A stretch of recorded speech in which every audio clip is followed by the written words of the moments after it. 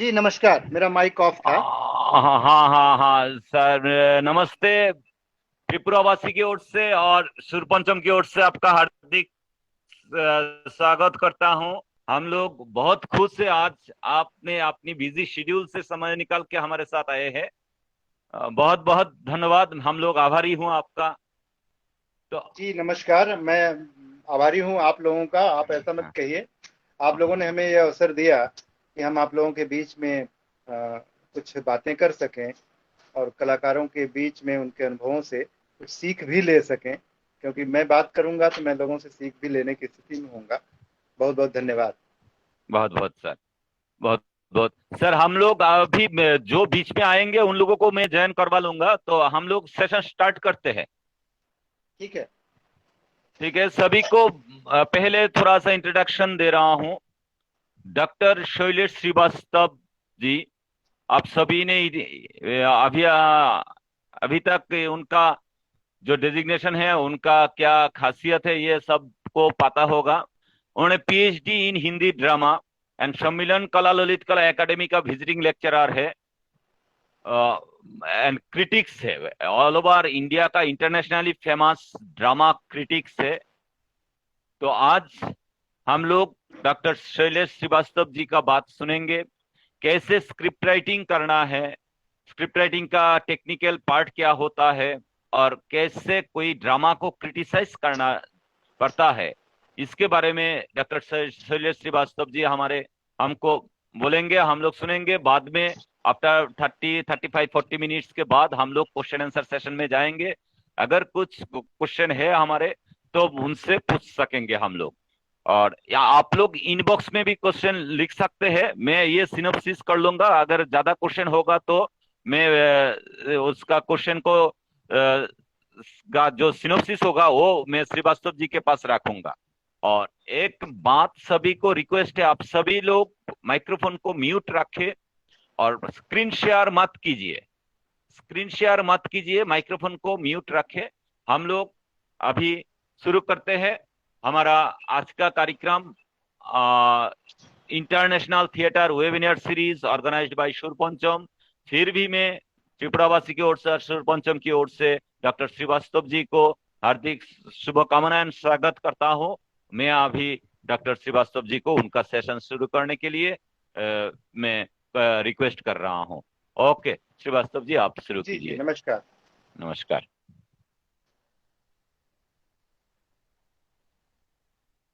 हमारे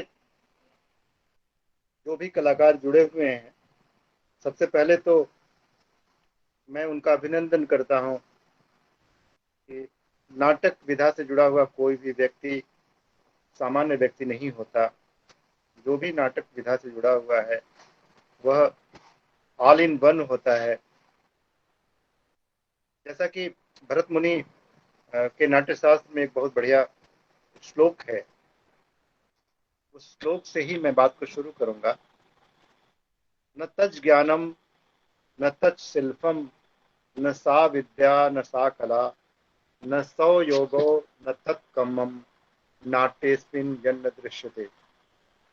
न कोई ऐसी विद्या है जो नाटक वालों लोग से अछूती हो। इस पूरे श्लोक का अर्थ अगर हम केंद्रीय रूप में कहें तो कोई भी ऐसा ज्ञान नहीं है, कोई भी ऐसी विद्या नहीं है जो नाटक में न पाई जाती हो और नाटक करने वाले लोग उनकी जानकारी न रखते हो। बहुत सुंदर श्लोक है। इस श्लोक को भावार्थ के रूप में फिर से मैं बोलता हूँ। आप लोगों ने कहीं पढ़ा हो, सुना हो, फिर से दोबारा आप सुन सकते हैं। न तज ज्ञानम, ऐसा कोई ज्ञान नहीं है। न तज शिल्पम, ऐसी ऐसा कोई शिल्प नहीं है। शिल्प कारीगरी, ऐसी कोई कारीगरी नहीं है। न सा विद्या, ऐसी कोई विद्या नहीं है, ऐसा कोई कौशल नहीं है। न सा कला, ऐसा कोई आर्ट नहीं है। न तज ज्ञानम न तज शिल्पम न सा विद्या न सा कला न सौ योगो, और ऐसा कोई कंट्रीब्यूशन नहीं है, ऐसा कोई कनेक्शन नहीं है। योग, ऐसा कोई योग नहीं है। न तत्कम्मम, ऐसा कोई काम नहीं है। नाट्यस्मिन् यन्न दृश्यते, जो नाटक में दिखाई न देती हो। आप लोग मेरी बात से सहमत होंगे।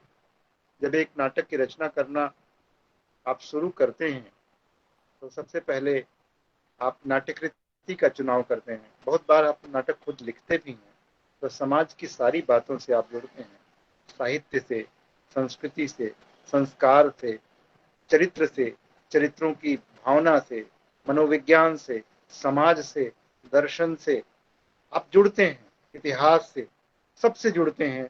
और जब एक घटना बनती है तो उस घटना में भाषा, व्याकरण, लिपि, छंद सबसे जुड़ते हैं, बात आगे बढ़ती है। जब आप अभिनय और अभ्यास की प्रक्रिया में आते हैं तो आप सारे कौशलों को अपनाते हैं, भंगिमाओं पर काम करते हैं, अपनी मुद्राओं पर काम करते हैं, अपनी भाषा के चातुर्य पर काम करते हैं, भाषा के सभी विधाओं पर काम करते हैं, तो इस संगीत पर काम करते हैं, मंच की सज्जा पर काम करते हैं, आभूषण पर काम करते हैं, रूप सज्जा पर काम करते हैं, केस सज्जा पर काम करते हैं।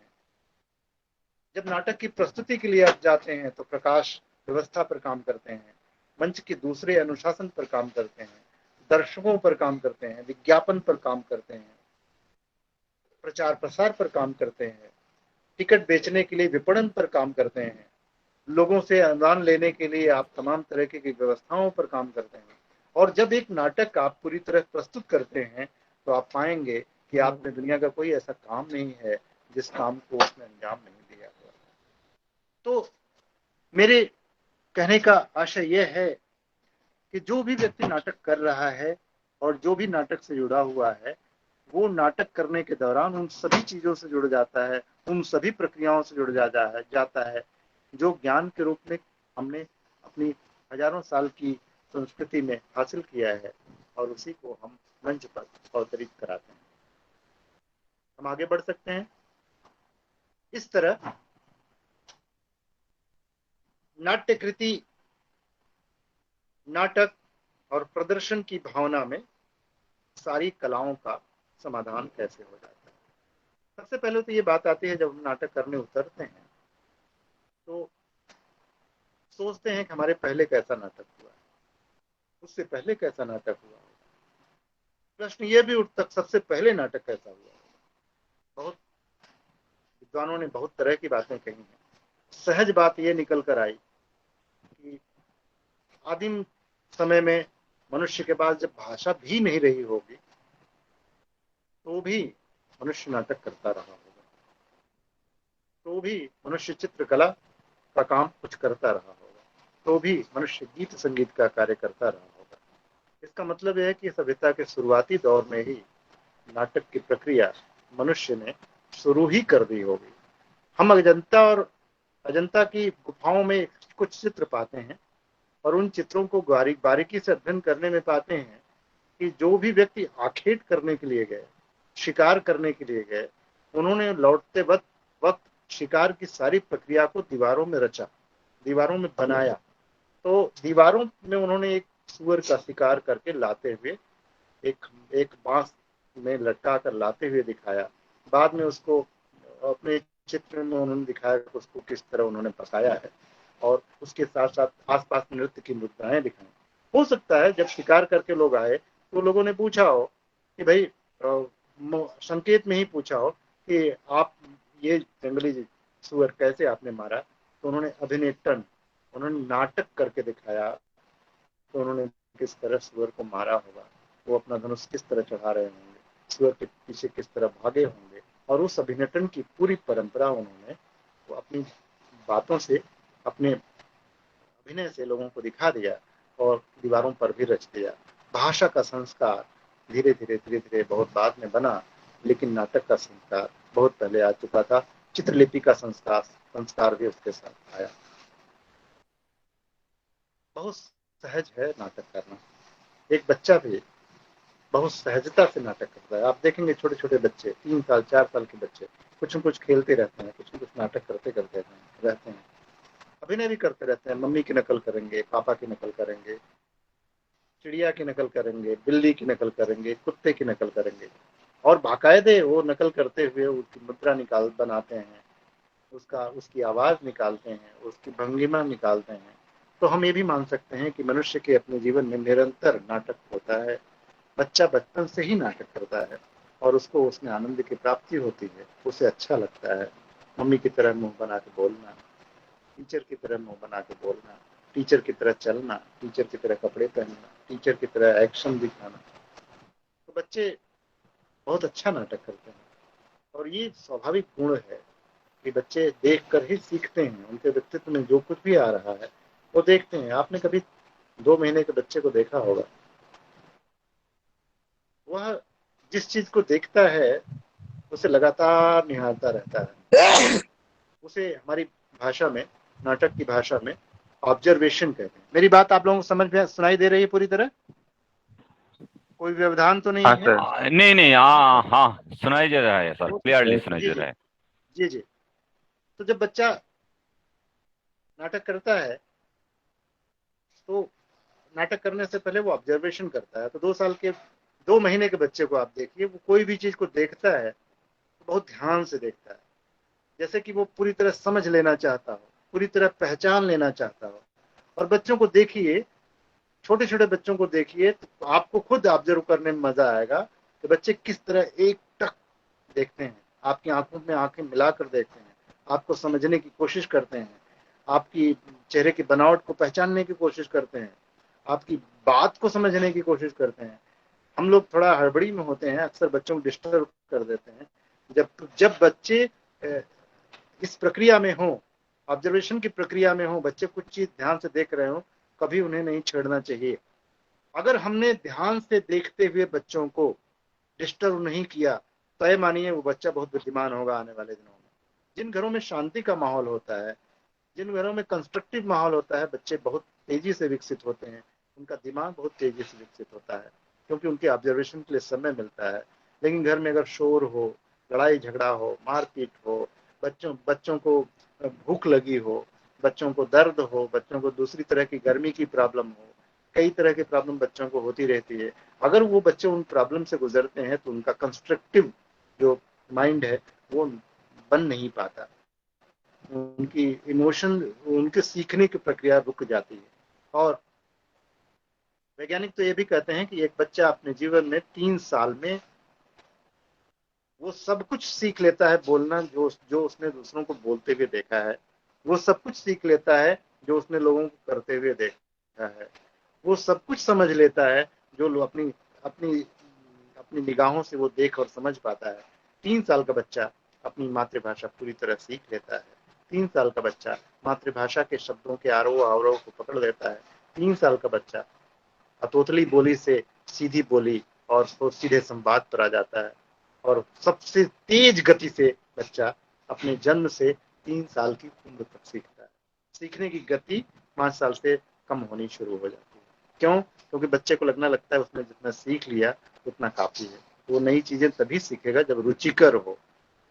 और रुचिकर, इसीलिए रुचिकर शब्द पर बहुत जोर दिया गया है एजुकेशन पॉलिसीज में, सारी दुनिया में, कि अगर बच्चे खेल के माध्यम से सीखें, प्ले वे मेथड से सीखें, समझ और खेलते हुए, कूदते हुए, गतिविधियां करते हुए, एक्शन करते हुए सीखें तो बहुत कुछ सीख जाते हैं।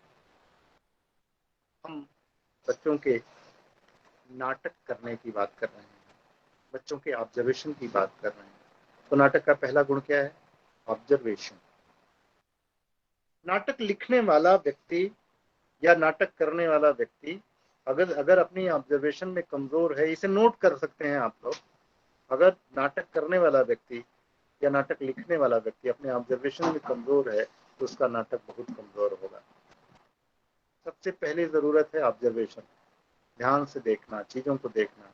और ऑब्जर्वेशन की भी शर्त यह है कि रंगीन चश्मा लगा के ऑब्जर्वेशन नहीं करना है। मतलब आप ये मत सोचिए कि जो कुछ भी आप देख रहे हैं उसे आप पहले से जानते हैं इसलिए अवॉइड कर रहे हैं ना। देखने की प्रक्रिया है। जब कभी भी कोई किताब आप पढ़ते हैं तो ये सोच के आप बंद नहीं कर सकते कि आपको समझ में नहीं आ रही। कभी भी कोई किताब पढ़ते वक्त, कोई भी किताब पढ़ते वक्त आप केवल इसलिए बंद नहीं कर सकते क्योंकि वो आपको लगता है कि उसके शब्द बहुत भारी हैं, उसको समझ में नहीं आ रहा। क्यों? क्योंकि आप उस प्रक्रिया में नहीं गए हैं। क्लासिकल म्यूजिक उसे पसंद नहीं आता जिसे क्लासिकल म्यूजिक सुनने का संस्कार नहीं होता। क्लासिकल डांस वो नहीं समझ सकता जिसने क्लासिकल डांस नहीं सीखा है। कॉफी वो नहीं पी सकता जिसने कॉफी इससे पहले कभी नहीं पिया है। हर चीज का संस्कार होता है, हर बात को सीखनी पड़ती है, हर प्रक्रिया सीखने और करने से ही विकसित होती है। तो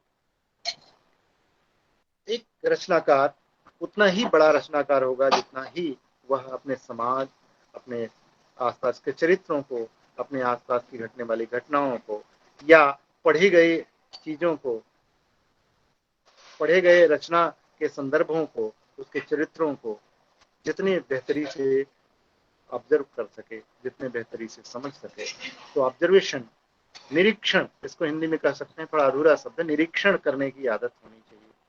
निरीक्षण का दूसरा अर्थ भी लगाया जाता है कि इंस्पेक्शन करना, जांच करना नहीं, देखना, बिना किसी भावना के देखना, समझने के लिए देखना, जानने के लिए देखना और देखने के लिए देखना। जब हम किसी वस्तु को देखते हैं तो उसे देखकर समझते हैं उसका आकार, प्रकार, उसकी गहराई, उसका डेप्थ, उसका रंग, और वह हमारे दिमाग में एक आकृति के रूप में संरक्षित हो जाता है। तो जब हम किसी चरित्र को देखते हैं, किसी घटना को देखते हैं, किसी संवाद को देखते हैं और किसी लड़ाई झगड़े को देखते हैं, किसी प्रकृति को देखते हैं, नेचर को देखते हैं, तो उसको देखने में बहुत सारी चीजें हमको दिखने लगती हैं जब हम गहराई से देखते हैं। क्योंकि दुनिया में रहस्य बिखरे पड़े हैं। हम दुनिया के रहस्य को तब तक नहीं जान सकते जब तक कि उस दुनिया के रहस्य को समझने का प्रयत्न नहीं करते हैं। हम प्रकृति को निहारते रहें तो हमको प्रकृति में हजार तरह के रंगों की आभा दिखाई देगी। प्रकृति में तमाम तरह की ऐसी चीजें दिखाई देंगी जिसको हमने पहले कभी नहीं देखा था। इसीलिए ऑब्जर्वेशन पहला तत्व है किसी भी नाटककार के लिए, किसी भी निर्देशक के लिए, किसी भी अभिनेता के लिए। हमारा जो विषय है वह नाट्य रचना, नाटक कैसे लिखे जाते हैं, नाटक कैसे होता है, नाटक कैसे बनता है। ये दो बातें बहुत स्पष्ट करना है। गजल के बारे में कहा जाता है कि गजलें लिखी नहीं जाती, बोली जाती हैं। शेर लिखे नहीं जाते, बोले जाते हैं। नाटक लिखने के लिए नहीं होता, करने के लिए होता है, क्योंकि वो क्रिया पक्ष है।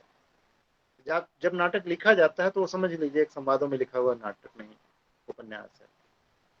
दरअसल लिखी गई चीज, कमरे में बैठकर कोई भी चीज लिखी जा रही होती है, वो तब तक नाटक नहीं होती है जब तक वो रिहर्सल के जरिए, पूरे पूर्वाभ्यास के जरिए मंच तक नहीं पहुंचती है। इसका मतलब ये हो गया कि हमें ये बात जानने की जरूरत है कि लिखा गया जो भी साहित्य है वो साहित्य है, वो नाटक नहीं है। कोई कविता भी हम नाटक की तरफ प्रस्तुत कर सकते हैं, कोई छोटा छोटी कहानी भी नाटक की तरह आप प्रस्तुत कर सकते हैं, किसी उपन्यास को भी नाटक की तरह प्रस्तुत कर सकते हैं। और देखने में तो ये आया है कि बहुत लोग आलेख, लेख और क्या कहा जाता है, निबंधों को भी नाटक की तरह से प्रस्तुत कर सकते हैं। ये नाटक की तरह प्रस्तुत करने के लिए प्रस्तुत करने वाले निर्देशक और उसके अभिनेताओं का गुण हो सकता है कि वो किसी भी लिखी हुई चीज को नाटक के रूप में प्रस्तुत करें। लेकिन नाटक वह है जो मंच पर होता है। नाटक वह है जो प्रयोग होता है। नाटक के लिए खेला शब्द प्रयोग करते हैं। खेला, खेल, तमाशा, तो खेल है। लीला शब्द प्रयोग करते हैं, जैसे रामलीला और कृष्ण लीला होती है, तो नाटक के लिए लीला शब्द का प्रयोग होता है। जो जो भक्ति के नाटक होते हैं उनको लीला कहा जाता है, क्योंकि ईश्वर स्वयं इस जगत में आकर लीला करके गए हैं और उस लीला की पुनरावृत्ति होती है। नाटक के शुरुआती संदर्भों में ये भी होता रहा है कि किसी भी व्यक्ति को जब मंच पर उतारा जाता है किसी दैवी चरित्र के रूप में, तो उसके चेहरे को पूरी तरह बदल दिया जाता है, क्योंकि हम अपने इसी चेहरे से राम नहीं बन सकते, इसी चेहरे से कृष्ण नहीं बन सकते, और इसी चेहरे पर लीपापोती करके भी राम और कृष्ण नहीं बन सकते।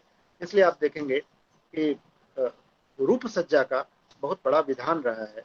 आप कथकली में देखेंगे, कथकली में पूरा मुखौटा लगाकर ही नाटक की गतिविधि होती है, क्योंकि हम किसी दैवी चरित्र को अपने इसी चेहरे के जरिए प्रस्तुत नहीं कर सकते। यह दैवी चरित्र की मर्यादा का हनन भी है। तो हमें ये जानने की जरूरत है कि लीला शब्द नाटक के लिए प्रयोग होता है, खेला शब्द नाटक के लिए प्रयोग होता है। खेल नाटक के लिए प्रयोग होता है, तमाशा नाटक के लिए प्रयोग होता है। देश के तमाम हिस्सों में इससे मिलते जुलते शब्द हैं नाटक के लिए, जो हर जगह प्रयोग होते हैं। क्योंकि त्रिपुरा बंगाल से जुड़ा हुआ इलाका है और वहाँ की संस्कृति भी बंगाल की संस्कृति से प्रभावित है, इसलिए वहाँ भी नाटक को खेला ही कहा जाता होगा, खेल ही कहा जाता होता है। एक परिमल दत्ता है, उनका एक नाटक था, वो दो कौड़ी का खेल, उन्होंने खेल शब्द का इस्तेमाल किया था। दरअसल ये एक प्रसिद्ध नाटककार का रूपांतरित नाटक था, थ्री पेनी अपेरा, ब्रेख्ट का नाटक था, थ्री पेनी अपेरा, दो कौड़ी का खेल। तो खेल शब्द का प्रयोग नाटक के लिए होता है। सच में अब कुछ अभिनेता, कुछ ऐसे लोग जो मंच पर चढ़कर कुछ खेल कर रहे होते हैं, वही नाटक होता है। उसमें कुछ कहानी होती है, कुछ गीत संगीत होता है, कुछ संदेश होता है, ये व्यवस्था होती है। तो नाटक का पहला तत्व तो मैंने बताया कि ऑब्जर्वेशन बहुत जरूरी है। बिना देखे और समझे आप किसी चरित्र को मंच पर उतार नहीं सकते, उसकी पूरी प्रक्रिया होती है। और दूसरा शब्द होता है नाटक खेल होता है, खेल की तरह प्रस्तुत किया जाना चाहिए।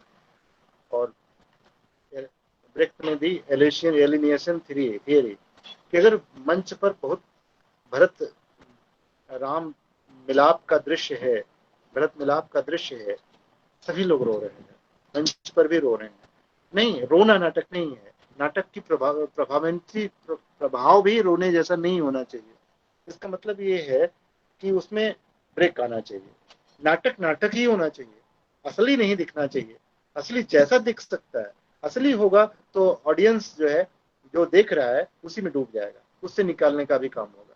तो देखते हैं कि नाटक, सभी नाटकों में जो परंपरागत नाटक है उसमें एक विदूषक होता है, एक जोकर होता है जो आता है और बीच में हंसी मजाक की स्थितियां पैदा करके फिर चला जाता है। नहीं नहीं, जानिए कि ये भरत मिलाप का जो दृश्य है वो वैसा नहीं है। नाटक में हम दिखा जरूर रहे हैं भरत मिलाप, लेकिन उसे ब्रेक करेंगे, आगे बढ़ेंगे, थोड़ा हंसेंगे, थोड़े आगे की कहानी कहेंगे, एक ही चीज में हम नहीं डूबेंगे। तो जो एलिनेशन है, जो ब्रेक थियरी है, ये नाटक का बहुत बड़ा गुण है और सारी दुनिया में इसका प्रयोग होता है। हमारे लोक नाटकों में कुछ ज्यादा ही प्रयोग होता है, क्योंकि वैसा नहीं दिखाया जाता जैसा कि हमारे जीवन में होता है। जो घटना जैसी होती है वैसी ही नहीं दिखाई जाती है। बहुत कुछ तो प्रयोग, बहुत कुछ तो आभासी होती है। मतलब अगर मंच पर कोई व्यक्ति ऐसा चल रहा है कि कहता ओ हो यहाँ तो बहुत सारा पानी है और मेरे पैरों में कीचड़ न लग जाए, तो उसके संवाद में और उसके एक्टिंग में आप देखेंगे वो अपना धोती थोड़ा सा ऊपर उठाएगा, थोड़ा झुक के चलेगा, थोड़ा बचने की कोशिश करेगा। तो आप देख रहे हैं कि वह व्यक्ति जिस जगह से चल रहा है उस जगह पर कोई पानी नहीं है, कोई भी कीचड़ नहीं है, लेकिन उससे, उसके अभिनय से आप अनुभव करते हैं कि वहाँ पानी है, वहाँ कीचड़ है और वह कीचड़ और पानी से बचकर चल रहा है। क्योंकि मंच की अपनी सीमा है। कितना बड़ा मंच हो सकता है, पूरी दुनिया मंच तो नहीं हो सकती।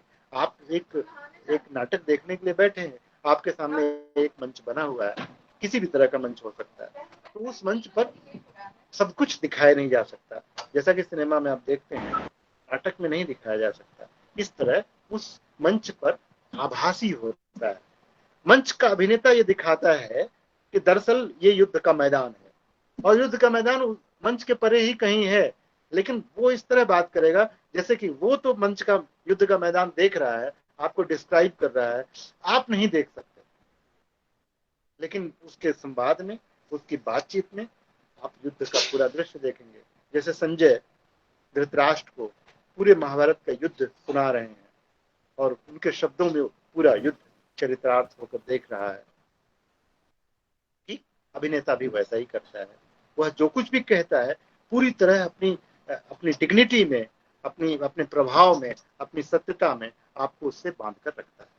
तो नाटक की तीसरी विशेषता ये हो गई कि नाटक में सब कुछ वैसा ही नहीं होता है जैसा दिखाने का प्रयत्न होता है, आभासी होता है। लीला शब्द का प्रयोग मैंने किया, लीला जैसा होता है। ठीक है, तो एलिनेशन होता है, नाटक में ब्रेक होता है, ब्रेक किया जाता है। नाटक के मूलभूत तौर पर तीन चीजें भारतीय संदर्भ में मानी गई है, वस्तु, नेता और रस। तीन चीजें नाटक की प्रथम चीज मानी गई है और जो सारी दुनिया में सब लोग इसे मानते हैं। कथा वस्तु, एक स्टोरी होती है जो नाटक के द्वारा नरेट की जाती है, उसे कहते हैं वस्तु। नेता, उस स्टोरी का एक नायक होता है जिस पर सबकी उम्मीदें लगी रहती हैं, जिसकी जर्नी को हम उस स्टोरी के माध्यम से दिखा रहे हैं, और उसका चरित्र समाज के लिए उपयोगी होता है, वो समाज को कोई मैसेज देता है। कोई भी नायक ऐसा नहीं होना चाहिए मंच पर जो कि लोगों के लिए अनुकरणीय न हो, जो लोगों के लिए आदर्श न हो, लोगों के लिए अच्छा न हो, क्योंकि मंच पर दिखाए जाने वाले नाटक का इतना प्रभाव होता है कि वो प्रभाव लोग अपनी जिंदगी में उतार लेते हैं। सिनेमा के असर से आप ऐसा देख सकते हैं कि सिनेमा में जब कोई डॉन टाइप का व्यक्तित्व बहुत अमीर और शान और शौकत के साथ पूरे प्रभाव के साथ दिखाई देता है, चाहे भले ही फिल्म के अंत में वो मार दिया जाता है, लेकिन आप देखेंगे कि उस डॉन का असर हमारे चरित्र में आता है और हम भी गलत तरीके से धन कमाने के बारे में सोचने लगते हैं, उसी तरह ऐशो आराम से रहने की सोचने लगते हैं, उसी तरह कपड़ा पहनना चाहते हैं, उसी तरह बन ठन के निकलना चाहते हैं, उसी तरह का रुतबा रुआब भी चाहते हैं। तो मंच पर कभी भी कोई ऐसा चरित्र नहीं होना चाहिए जो गलत संदेश देता हो। इसीलिए कहा गया नेता। नेता का अर्थ आज के नेता से मत लगाइएगा। नेता का अर्थ यह है कि कथा का नायक। तो कथा जिसे कहा गया वस्तु, नेता जो कथा का नायक है, और रस। नाटक में प्रमुखतः 3 तरह के रसों का समावेश होता है। प्रमुखतः इसलिए कहा कि मूलतः अगर कोई नायक